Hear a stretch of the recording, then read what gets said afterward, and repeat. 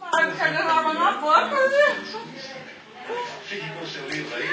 Felicidade. Boa sorte. O que ela falou? Não viu meu não? De reflexão é possível.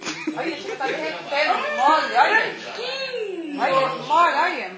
O nosso cordeiro filósofo é uma pessoa feliz.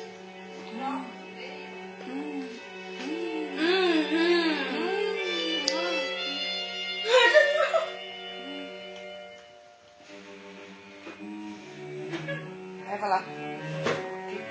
Olha eu! Até! O Mário vai primeiro. O Mário tá dando água na boca. Você não vai me enterrar com segredo. Eu vou viver. É muito! Eu tenho 50 anos.